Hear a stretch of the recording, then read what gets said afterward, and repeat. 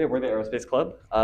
We're kind of the de facto rocketry club of EJM, established this year, so we're pretty new. And we've, so far, our activities this year have mostly been revolving around making a rocket for the upcoming S1S competition later this week. And during that process, we've obviously had to learn a lot about the aerodynamics and just general construction of rockets, and we want to present a little bit of that with you today. So Yeah, just to add a little before we start about the actual competition itself. Fortunately, because we are building the rocket right now, we haven't been able to bring it in, but hopefully it'll be finished very soon. And hopefully. basically, there are 5 rules to this competition. So the first one is the fact that it's basically an egg drop, but with a rocket, so it makes it 3 times cooler, obviously. Basically, so what we have is you have to have an egg capsule in the top part of the rocket, and the egg has to land on the ground after the flight, completely intact without any cracks or broken, because it's a raw egg, not a boiled one, obviously. And then there's also rules about how high the rocket has to go in matters of altitude and how long the flight has to be. It's flight duration, yeah. Yeah. I think it's 42 to 45 seconds. 42 to 45 seconds. Yeah. And then there's also one section about the fact that it has to be separated into 2 parts, where basically like a actual rocket, it separates into one part with the egg and then another part with the motor. After the motor's finished doing its job, it's basically useless and it drops off like a normal rocket. Mm-hmm. So yeah. Anyways. So today we're going to talk about 3 specific things that relate to rocket stability. So first off, we have the forces applied onto a rocket, basically just the different forces that we can see that are on a rocket when it's flying through the air. Then there's the theoretical application, basically all the formulas that go into it and how we figure out all of these values of the forces that we talked about earlier.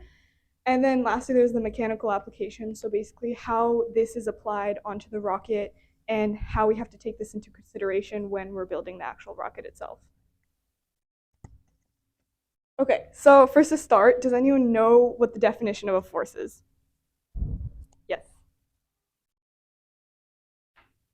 Well, that defeats the purpose a little. Anyone want to take a guess? Yeah, go ahead. That is a type of force, so you're very close, but that's only one type of force. There are a lot of different ones. Anyone else want to try before we get the official definition? Acting against the natural motion of the body. Okay, that's getting closer. I think that's a pretty good definition. But we're just gonna go ahead and read the actual definition. So a force is a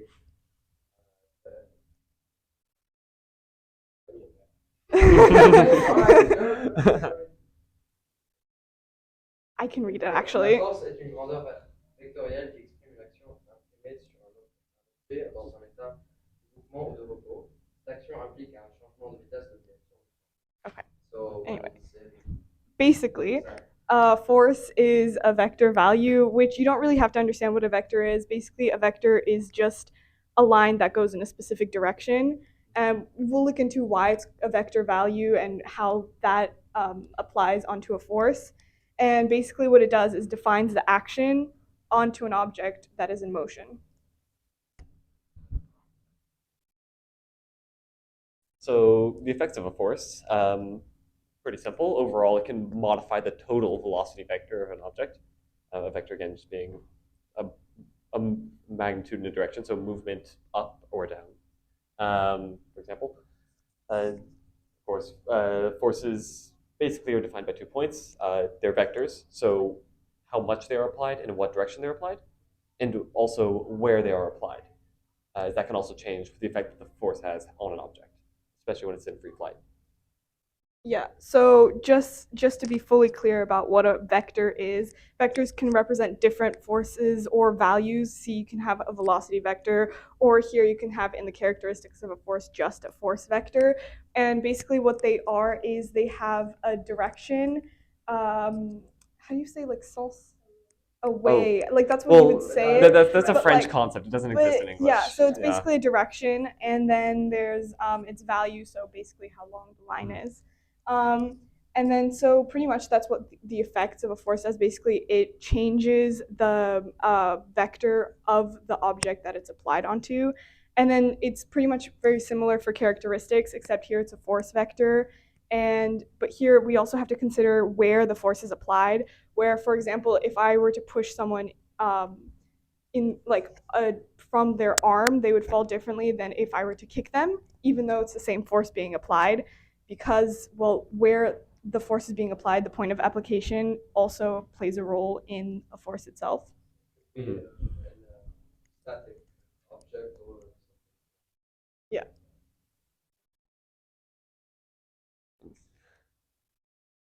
So there are obviously going to be a lot of forces on a rocket during flight. There are a ton, and they're going to add up overall to kind of three categories or three general forces, if that makes sense. And that is going to be your weight, your thrust, and your air resistance. And your air resistance also includes something which we'll look at later, which is your uh, basically stability moment. But it goes into these three general categories. Okay, so first for the weight, basically it's, as you can see on the diagram with our very gorgeous rocket, it's basically the force of attraction. It's called a gravitational force between the Earth and the rocket while it is. It's basically the same concept as a human and gravity being applied to it, except here the rocket is in the air. So there's a slightly different distance from the ground and the rocket and the center of the Earth and the center of the rocket. And if you understand anything about how gravitational forces work, is that there has to be a center from which you have to consider the distances. So, for example, if you're considering between two different planets, it's going to be from the center of one planet to the center of the other planet. And so, here, in order to have one point in the rocket, because obviously it's not a circle, there's this point that can be calculated, and we'll look into that later. It's called the center of gravity, and we'll look into why it's important in the rocket just after this. And so, just a little more about the formula for the weight of a rocket. It is calculated most commonly as mass times the force of gravity, which is at sea level, usually around 9.81 meters per second squared, right? But if we look a little deeper, there's actually a little bit more that goes into this 9.81 value than you might expect. And that is that it is actually the product of the universal gravitational constant, which is a really long number, which is defined somewhere later. It's off the top of my head, 6.67 times 10 to the power of negative 11. Yeah, and then it's in the units of like kilogram or Newton, We have kilogram, that right yeah, after, whatever. yeah. And times the mass of your object divided by the square of the distance between the centers of your two objects. What this means is that gravity gets less potent, basically, as you go farther away. Now, this doesn't really affect rockets as much at the scale we're working at, but it does to a certain amount still. And so, just to understand exactly where this formula comes from for the G that we saw just before, is that it actually comes from the gravitational force formula, which we can see right here. And basically, you can see the same exact coefficients that we had here. We have G, and then M1, M2, and then D squared. And so you can see that, as Ev was saying, it's in newtons, kilograms to the power of negative 2 meters squared. That's for G right over here. Not to be confused with the little g, those are two different things. And so basically, how we can figure out how to calculate the mass, no, sorry, how to find the weight formula is basically we can see that we can factor out a lot of these values because they stay constant if we stay on the surface of the same planet. So if we're staying on Earth, the mass of the planet is going to be the same, and this number is always the same. And then the distance, because the radius of the Earth is so big, it usually doesn't change while we're on the surface of the planet. So we basically consider it a constant too. And when we factor those out, we basically get one value that stays the same, and that's how we find g of x. Well, x being the planet that we're on, and so on Earth that would be 9.81, sometimes 9.82, but that obviously depends on the altitude. So next, the center of gravity. This is a little bit more difficult to understand because it's calculus if you get down to the nuts and bolts of it. But the basic topic of it is that it's the average of all of the masses on the rocket. So if you have a bunch of different parts, for example, in this diagram, with different masses, right? So we have the fins and the engine and the body and the nose. And those are all going to have different masses and their own centers of gravity. But we can find those through just kind of measuring it based on where it's going to fall off a finger or something.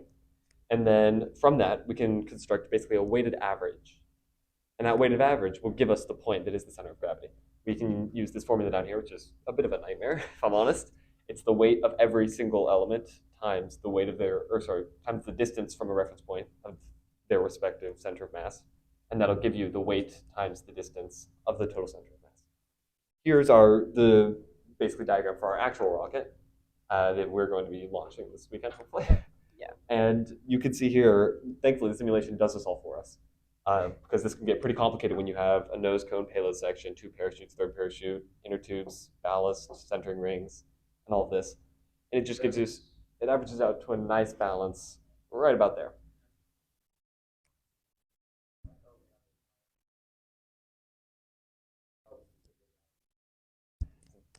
So after we have the thrust of the motor, which is basically just what allows the rocket to go off the launch rod in the beginning. It's basically what pushes the rocket up. It's the first one that you would assume when you're thinking about a rocket flight because it's the most obvious one, I would say, and basically counteracts the force that's being applied in the other direction. Here we can see it's being applied this way, and there's a force that's being applied the other way, and it's basically there to counteract.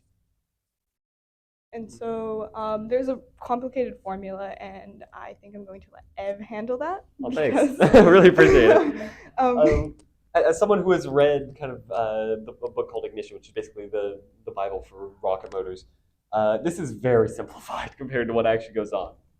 Your rocket motor's thrust and efficiency can depend on all sorts of factors, down to the randomness of what your molecules are going to do in a high energy environment. But really kind of getting it down to the nuts and bolts and with a known propellant composition we can kind of know well, what you end up with is this formula, which is a nightmare, but it's not quite as bad. And the basics of it are that you're creating force from your exhaust gas, right? The velocity of the gas times its mass. And then that's also affected slightly by the difference in pressure that is between your exhaust gas and the surrounding air. Because believe it or not, much of the rocket exhaust gas that you see in actual rockets is actually very, very low pressure. In fact, you'll notice in this, if you've ever seen a space shuttle launch, the exhaust plumes bend inwards. And so what that is basically the outside air actually pushing in on the exhaust of the motor. And this, while it seems like a bad idea, is actually gives you more efficiency. But that will affect your total thrust, of course. And that's what this terms account for, with the area of the exit nozzle and the difference in pressure. Oh, I think we did 2 at once there. Yeah, we skipped Oh, one. shoot, sorry. Oh, good. Yeah. Okay. And so if we look at the thrust curve of our motor, because the thing about thrust is when you're burning through some fuel, the amount of fuel being burned at any one point is not going to necessarily be the same value. Thankfully, with this motor, it's a very nice curve. It's very kind of flat and tapers off quickly. Some motors can have massive spikes and then burn extremely slowly for even seconds. But ours quickly goes up to around 100 newtons, maintains it for just under a second, and then tapers off. Okay, and so there's one last force, which is usually defined as just air resistance, but actually when you look at it closer, you realize that it's split into 2 forces that are just added together. And so basically it's a sum of lift and drag that we can see going on over here. So here we have the air resistance as the sum, and then here we have the 2 different forces. And so basically what this air resistance does is it's supposed to counteract the force coming from the air. Basically, as you would assume with the definition, it's air resistance, resisting the air. And so here you can see that basically even the air has to be summed up because there's 2 different airs, just how complicated it is. There's one that of just the speed of the rocket, and then there's one, like the usual one that you would expect, is just the air that's blowing. Yeah, just the wind. So I think if we... this is the formula for the lift. It is a nightmare because it's aerodynamics, but isn't a nightmare. But the basics of it is the faster you're going, your lift will get much, much higher as you go faster. But it's also affected by the pressure, your surface area, and something called the coefficient of lift, which has to do with your fin shape, how big it is, and just kind of a couple other things that kind of are very, very particular.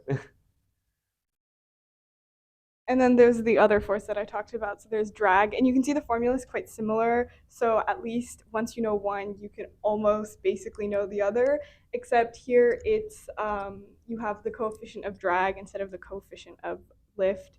And then there's it changes with the reference area here at the bottom, but everything else stays the same because there's the relative velocity and then there's the density of the fluid. I mean, you would assume fluid to be something more of a liquid. Sorry, I put liquid here. It's fluid actually. But it's realistically, it's just because densities change depending on the air and stuff. So Yeah. you just have to consider it as to be changing and not just air because it changes. Exactly. And the idea being, if you have more air in the way, it's going to push harder against you. It's going to resist the force. So, Exactly. yeah. So overall, this is kind of summing up all the forces. We're going to have our center of gravity, right, being pulled down. We're going to have our thrust pushing up here, and we're going to have our drag and lift, or aerodynamic forces, pulling back. And this, I mean, Yeah, sorry, and sorry, you can see that they all have different points, which is why we have to consider all of them when looking into it because we can't just sum them up to be one force because they're coming from different places, and so obviously that has an effect on how they're applied. And so here we talked about the center of gravity, but then here it's the center of I think it's aeronautical. It's the center I think it's aerodynamic forces or pressure. I'm not sure. Force, one of the two. Yeah. Like And then here we can see that here it's going from the motor about just estimated. And so we can see that they're all going from different points. And all of that plays an important role when we're considering it in the actual rocket because, well, yeah, we'll see in a second. This is a kind of interjection to one of our simulations with kind of how this affects it. If I can find everything we have here, you can see that these forces are actually applied very differently over a flight. Our thrust, which is a blue curve here, spikes at the beginning and then rapidly tapers off. As you saw earlier with the thrust curve, it's less than a second.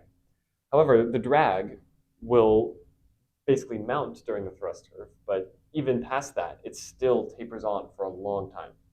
And we can see when our recovery devices are deployed, parachutes, all parachutes do is create a lot of drag. So of course there's a spike, and we can maintain a fairly high level of drag until we hit the ground. and so now we're just going to go on to how this is actually applied in a rocket. Yeah, so basically all forces that are applied on the rocket are applied around the center of mass. The center of mass is almost like the root point for where everything is focused around, I guess. And so if you have a center of aerodynamic forces that is ahead of your center of mass, if you create, basically, if that force goes in any direction, what's going to happen is it's going to pull your rocket around your center of mass. And what this causes is, as soon as you start going forward, let's say there's a slight shift in the wind, even a quarter of a meter per second, your rocket will flip around because now it's creating lift, which pulls it off and then rotates it. And then Yeah. And then obviously there's different cases. That's just one specific one. But then if you look at it, there's also this one's kind of just one of the more boring ones because it's just indifferent. As you can see, it's just pretty boring.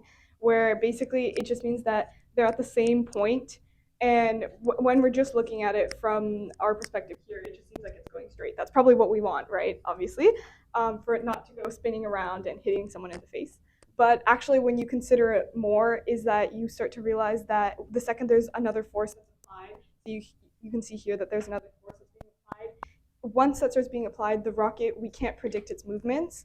And so we start seeing that we can't necessarily know what it's going to do and how it's going to react. And so it's also very dangerous to keep it that way because we can't necessarily predict if it's going to stay stable or if something's going to happen to it. yes, maintaining this kind of stability is also incredibly difficult because as the motor burns, we are getting rid of mass. The acceleration is obviously coming from somewhere. And so what will happen during that point is the center of mass will actually move up the rocket. And that, of course, brings us to a later condition, which is frankly better than indifferent. But during that stage, it can be a huge problem. Yes. After that point, is it Yeah. like literally unpredictable? Is it like a chaotic system?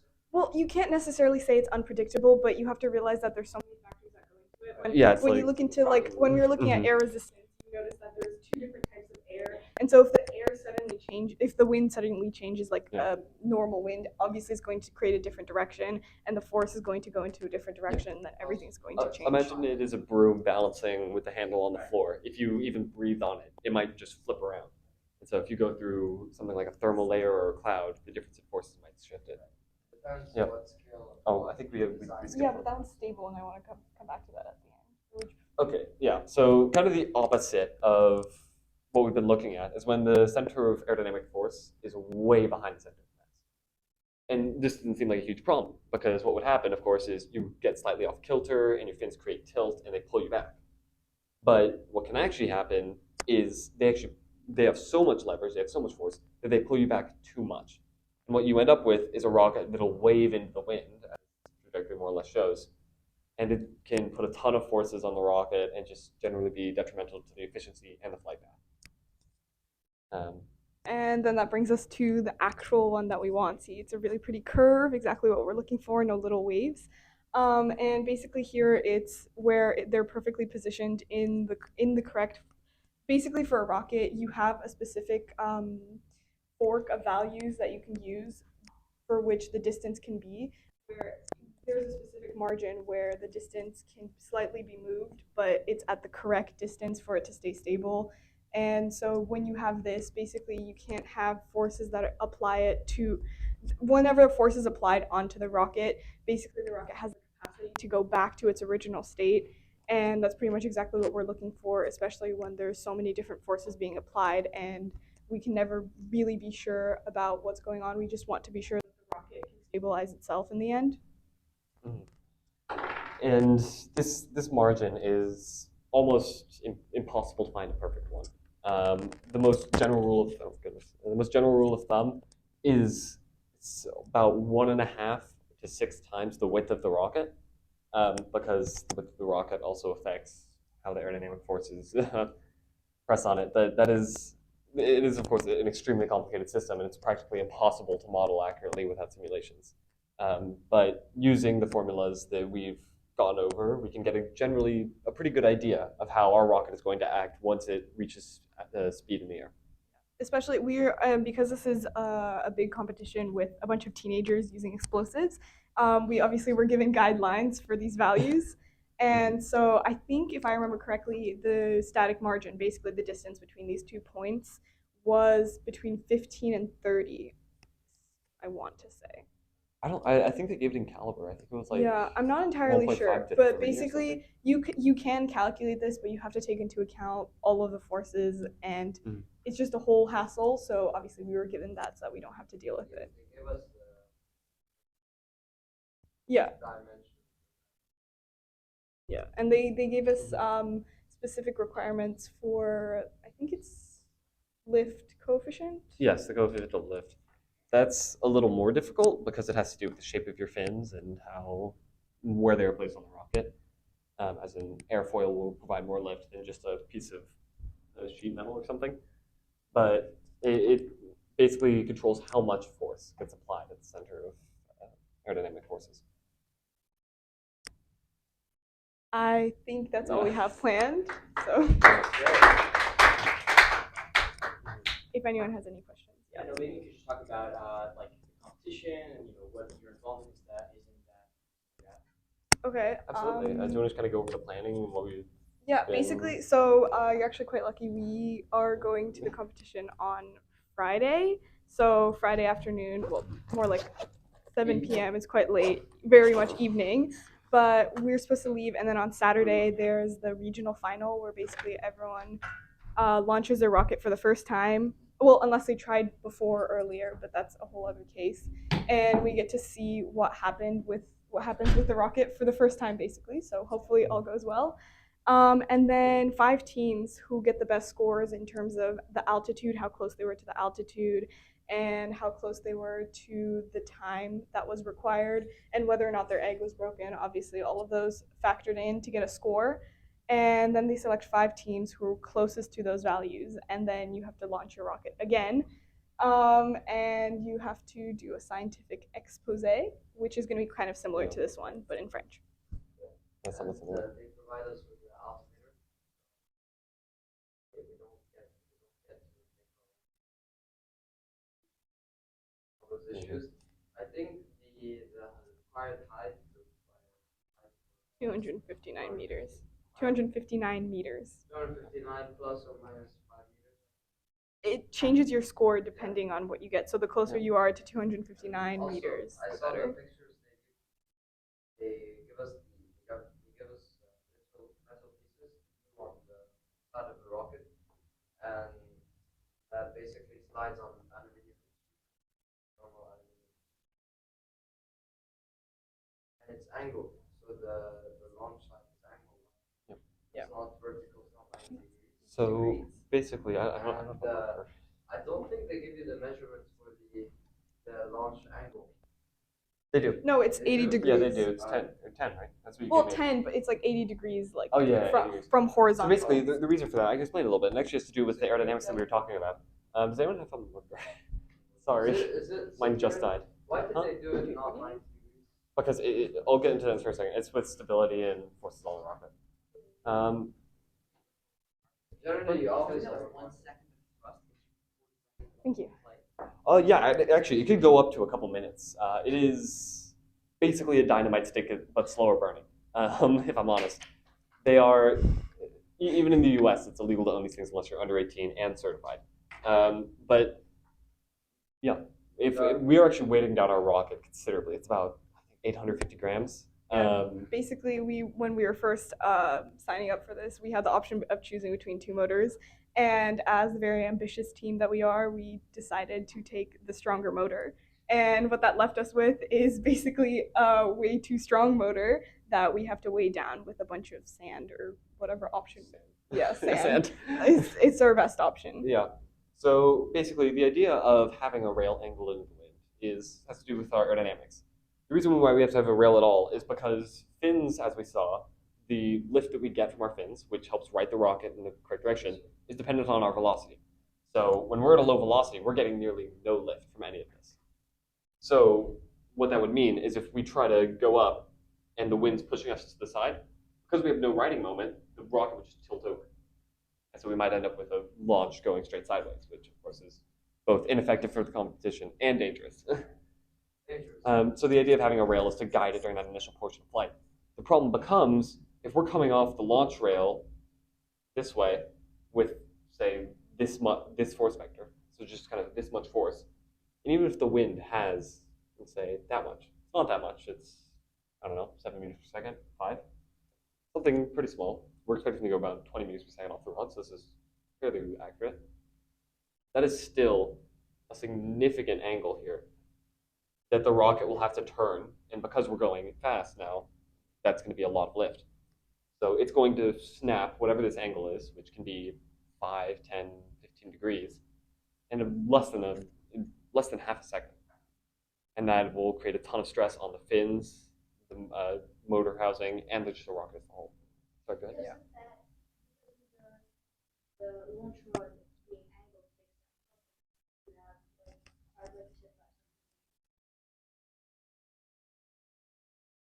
right.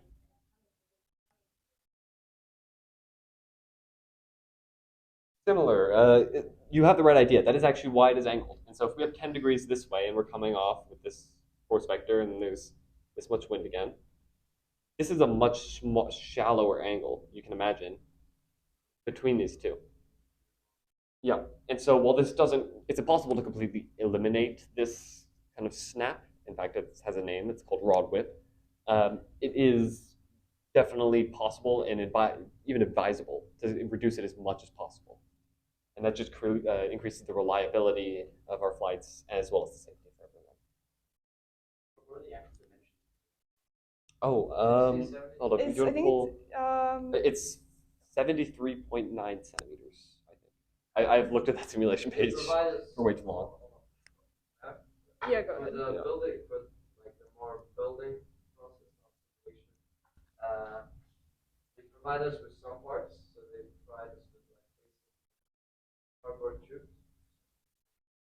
mean, they don't necessarily It's provide okay, us. maybe We had to Yeah. order but them. yeah, No. the cardboard tubes and the nose cone.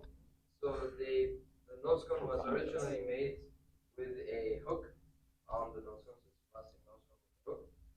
But our design was to have an egg capsule inside the cardboard tube that would eject with the nose cone and then come back with the parachute and the shockwave. So we had to design a like an adapter to fit the nose cone and stick everything together. So this kind of comes to our phases of flight, because in a rocket launch, we're not under power the whole time, as you said earlier. A lot of the time we're gliding or even under a parachute. So because of the restrictions they put on us, sorry, man, but no restrictions. Oh, sorry. Yeah, thank you. Because of the restrictions they put on us, we have some very tight windows for where we should and shouldn't be basically blowing stuff up. Our motor lasts for about a second, so I'm just going to kind of draw a general trajectory here. Our motor lasts for about a second, and that's going to take us to, let's say, here. So this is the first second of flight, and it's powered flight. I don't need to label it, do I? Then we are given a 2-second window at apogee, or the highest point of the flight, to deploy our parachutes to basically come down safely. This region between the powered flight and the recovery deploy is called unpowered flight, because we're just gliding using our fins in the lift we have from them to keep ourselves pointed into the wind. This lasts about 7 seconds up to this point. It doesn't seem like a lot of time, but it's enough time to go up about 260 meters-ish. Well, at least we're hoping. Yeah, we're hoping. It is probably actually close to enough time to get up to around 500 meters if you really took a big enough motor on there. And then the rest of this time, we will be in recovery. What this means is that our rocket, which is built in 2 sections, as Timur said, between a nose cone and a kind of egg capsule here, and the rest of the body, including the motor. Just gonna stick that there. And these will both separate during the recovery segment here. And both, of course, to keep it from hitting the ground and killing someone or going through a car, have parachutes attached to them. And this, of course, comes in with another challenge of the rocketry challenge, which is timing your descent, because we're given a very strict window for how quickly and when we have to hit the ground. And that timing is 42 to, I think, 45 seconds. Yeah. And the thing is to make it even more harder is very grammatical. Basically, what they say is that this is only for the regional final. So on Saturday, first we have to compete with this time, but then they actually change the altitude that we have to reach by 25, I want to say feet, because they do it based on feet. So I think they changed it plus 25 or minus 25 feet. So 850 to, how do you convert feet? It's roughly divided by 3. It's like 3.01 or something. 3.02. Well, anyway, you get the idea. Still with an egg and Yeah. same water. Yeah, and so basically because you have to go to a higher altitude, meaning that this curve basically goes higher, they can change this time by a few seconds. So it can be either 41 to 44, or it can be somewhere like 43, 46, depending on which altitude they change it to.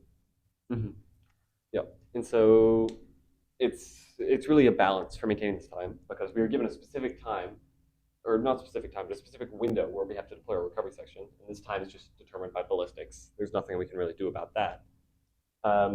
All we can really do is change the size of our parachute and the amount of parachutes, I guess, but that's really just effectively changing the size of the parachute. We're giving it more surface area.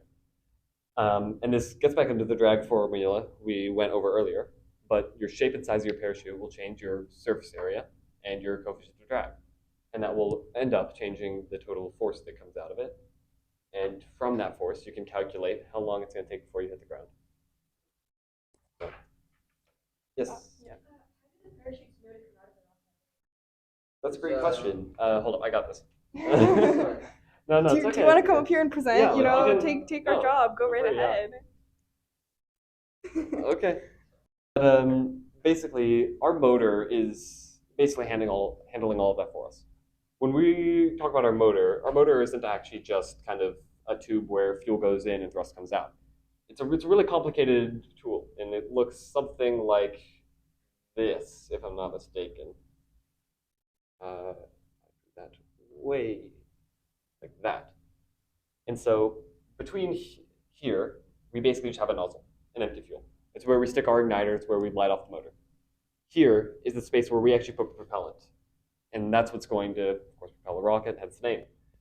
This is kind of the meat of the motor, if that makes sense. This is the delay charge.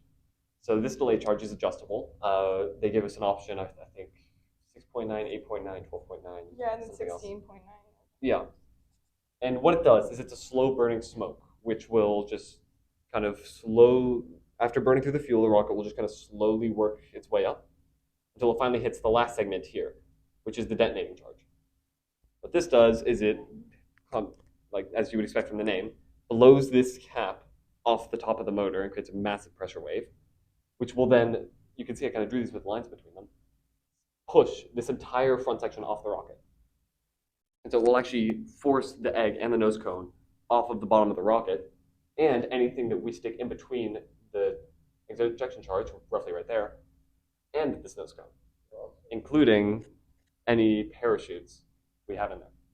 And so the parachutes will get dragged out behind the nose cone, and then just because of air's pulling on them, open up by themselves. They're attached to the egg part or the nose part? Well, actually, they're attached to both because Typically. Well, the yeah. shock cord Yeah. between the body, between the body tube and the egg capsule, and you have parachute. How many parachutes? I think we have 3 in our current iteration. Yeah. 3 parachutes. 2 parachutes that allow it to slow down. So one side the egg capsule and the other side body tube, because they asked us to have that both the body tube and the egg capsule have to come back down separately, but I misunderstood that. I thought one of them was to come down. Yeah. Well, I mean, they're both going to come down eventually because, well, gravity. But obviously, we don't want any giant flying objects coming down from the sky hitting someone in the head. So they have a requirement of the speed of descent. I don't remember the formula, 5 to 15 meters per second. but it's 5 to 15 meters per second, both parts. But basically, once the parachute opens for this part and the two sides separate, we kind of don't care about the motor part. As long as it lands on the ground without killing someone, we don't really care. But this is being timed, so we need it to go down at a specific speed in order for it to reach the ground in this margin of 42 to 45 seconds. Yes, and typically the way a model rocket would descend is you would actually, as Tamer said, have a cord connecting these two and a parachute on the middle there. They made us separate it, and so Which only we made actually it so have much to. harder. It did. So we actually have to calculate our descent time for this section of the motor and the body separately. Now, it doesn't seem like a huge deal, but what it means is that we basically have to calculate all the aerodynamics of the body and the payload on ascent, and then calculate each separately for the descent. As this one, it's much simpler. It's a tube, but that's the one we don't really care about. So we actually have to deal with how the egg capsule is going to descend and how, because we 3D printed it, the ridges of that will affect the aerodynamics. Make sure the parachute doesn't rip because it's moving too quickly or anything like that. So it's a very complicated set of formulas, but Any other questions? yeah. Anything interesting? So the competition is this Friday? Yeah, Yes. this weekend. So we're leaving Friday and coming back Sunday. So Where is it? in Biscarrosse, which is Next to Bordeaux. next to Bordeaux. How did you It's like 2 hear of hours. this competition? Well, we basically, what we found out is that it's very difficult to legally launch rockets. It's shocking, I know. In France. In France, I at will note least, in France. yeah. In the U.S., it's shockingly easy. 5 Yeah. guns and then you can launch rockets. But basically, So confusing. in France, they have a lot of Oh my God. regulations on this because obviously, if it gets into the wrong hands, well, I mean, it's explosives basically. Germany, I think. Germany, all the No, yeah, roads don't- it's basically everywhere except for France. In the UK, in the EU, where you can actually launch stuff. Which is really ironic because they have Ariane. So I mean, at Yeah. least let us explore, right? I mean, but they're doing that in French Guinea. So Yeah, so they have nothing to they don't worry even about. want to launch in France. Yeah, exactly. So basically, we were looking for ways that we could legally launch rockets in order to not break any laws, obviously. And so there's this great organization, actually, if anyone's interested in, they have a lot of different things. They have robotics and they have rocketry. They also have physics, so astrophysics specifically. They have also the second. He knows everything, I Yeah. swear. No, nothing. No, It's on but- the website. They have like the second stage, like you Mhm. say. They And then do. coming up, it's like a whole rocket with like a Yeah. capsule, the electronics, and It's called physics. Physics. Yeah. Basically there's levels of Space which size. rocket size you can choose. So it starts with like mini rockets, it's called mini fusée, and so it's very small ones. You can pretty much just do that with, I mean, it's pretty simple. But then there's the one that we're choosing. Wait, no, is it? No, ours is mini fusée. Is it? The one below is it's like micro fusée. Yeah, there's micro fusée, and then the one we're doing is mini fusée, which already has, is it a G motor, I think? Which is It's an F85. yeah, so it's pretty Yeah. high up on the motor strength. Basically, what it means is even in the U.S., you can't get your hands on this kind of motor without being 18 and a certification.